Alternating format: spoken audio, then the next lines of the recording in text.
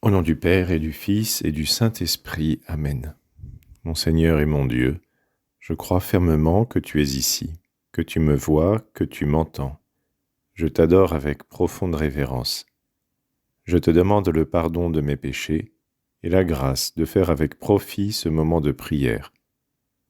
Ma Mère Immaculée, Saint Joseph, mon Père et Seigneur, mon ange gardien, intercédez pour moi. C'est un événement impressionnant qui va se dérouler dans l'évangile que nous avons lu ou que nous allons lire, si tu es sur le point d'y aller, à la messe aujourd'hui. Nous venons de rentrer dans le temps de l'Avent. Nous nous préparons à accueillir la venue du Seigneur. Seigneur, nous attendons ta venue et nous disons avec toute l'Église, viens Seigneur, viens Seigneur Jésus, Maranatha, viens Seigneur Jésus, comme dit le livre de l'Apocalypse, comme souvent ont répété les premiers chrétiens et comme particulièrement pendant ce temps de l'Avent, nous répétons, nous aussi, viens Seigneur Jésus, tu te prépares à venir dans nos cœurs, dans nos âmes et nous allons fêter cette arrivée à Noël avec une grande joie, une grande fête familiale, une fête pleine de paix, d'amour, pleine de foi aussi Seigneur.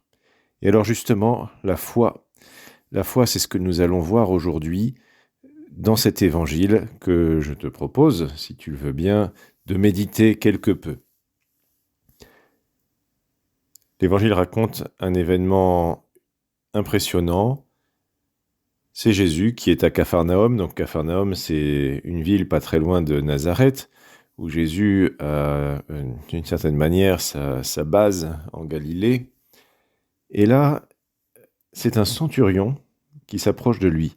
Donc un centurion, peut-être es-tu familier des grades de l'armée romaine. Centurion, c'est celui qui commande une centurie, c'est-à-dire celui qui commande 100 soldats. Voilà, le décurion en commande 10, le centurion en commande 100, donc c'est déjà quelqu'un d'assez important dans l'armée romaine.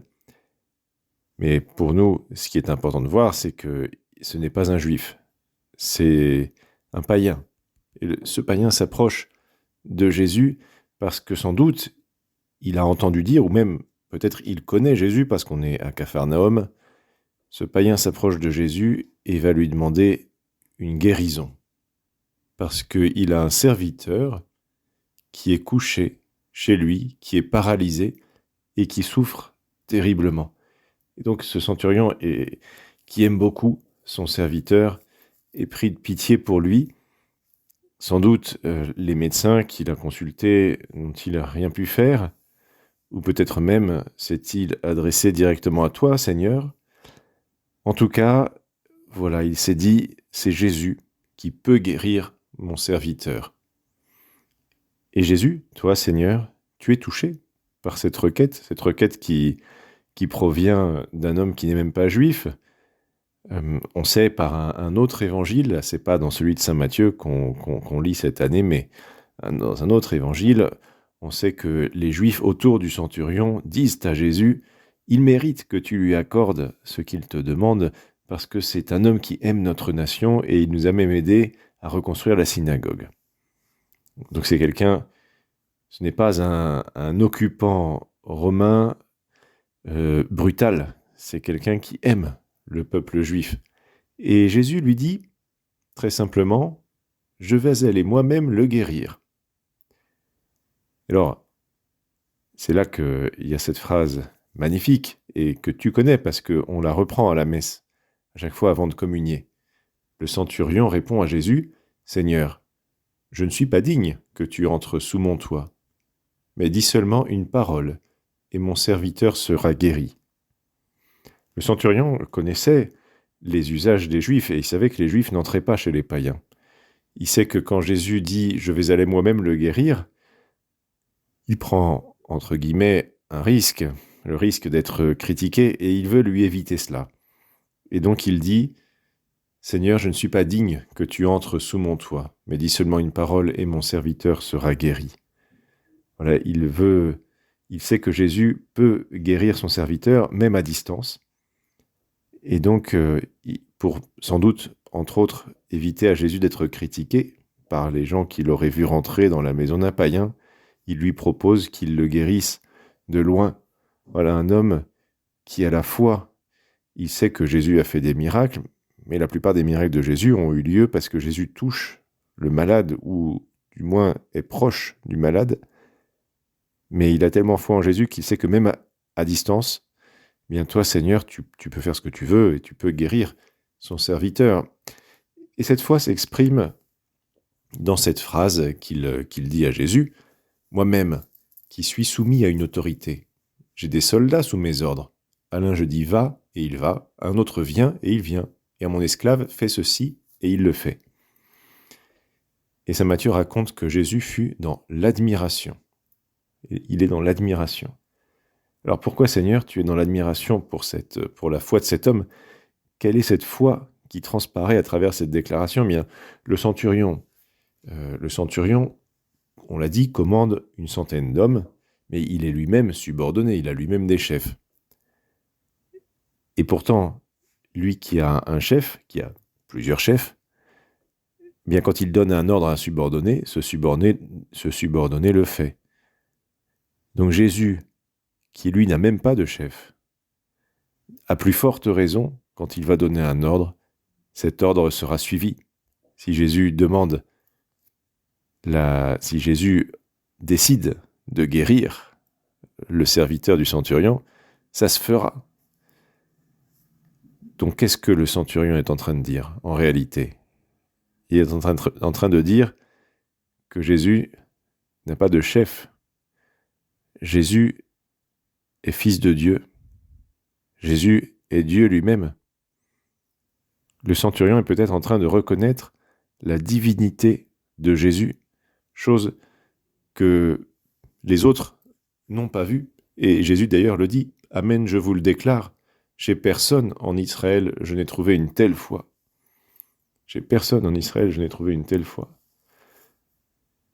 Voilà, c'est une interprétation parmi d'autres possibles des paroles de Jésus. Chez personne en Israël je n'ai trouvé une telle foi. Donc en quoi consiste cette foi? Bien peut-être dans le fait qu'il reconnaît que Jésus est fils de Dieu, il reconnaît Dieu en Jésus. Donc Jésus est touché, Seigneur, tu es touché, et bien sûr tu guéris le serviteur de ce centurion, et tu en profites pour parler de l'appel universel à la sainteté, pour dire que tous, et non pas seulement les Juifs, sont appelés à devenir saints. Beaucoup viendront, dit Jésus, beaucoup viendront de l'Orient et de l'Occident et prendront place avec Abraham, Isaac et Jacob au festin du royaume des cieux. Voilà, beaucoup viendront. Oui, Seigneur, tu appelles tout le monde, tu appelles ce centurion. Et alors, nous-mêmes, toi, tu es chrétienne, tu es chrétien, moi je suis chrétien. Et quand je lis cet appel de Jésus, je suis à la fois rempli de reconnaissance parce que peut-être que tu viens des Juifs, peut-être que descends-tu d'une lignée juive, mais peut-être aussi viens-tu des païens qui ont été évangélisés. Alors Seigneur, merci de nous avoir appelés. Donc à la fois, nous sommes remplis de reconnaissance, et en même temps, nous qui sommes chrétiens, nous savons que tous les hommes sont appelés par Dieu à rejoindre le ciel. D'ailleurs, Dieu nous demande de travailler à cela, d'évangéliser. Et en même temps, nous comprenons que nous n'avons pas plus de mérite que les autres. Dieu nous a appelés gratuitement. Et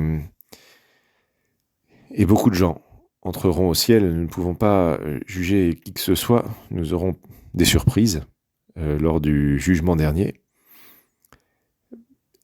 Alors, Seigneur, eh bien, donne-nous d'avoir aussi une grande foi en toi comme celle du centurion, une grande foi qui peut-être s'exprime particulièrement au moment où à la messe nous reprenons les paroles du centurion. Seigneur, je ne suis pas digne que tu entres sous mon toit, mais dis seulement une parole et mon serviteur sera guéri. Et nous disons à la messe, et je serai guéri. Seigneur, c'est vrai, je ne suis pas digne de te recevoir Je ne suis pas digne de recevoir ton corps, et avec ton corps, ton sang, ton âme et ta divinité. Mais j'ai foi en toi et je sais qu'une seule parole de toi peut me guérir complètement de tous mes péchés. Seigneur, augmente en nous cette foi.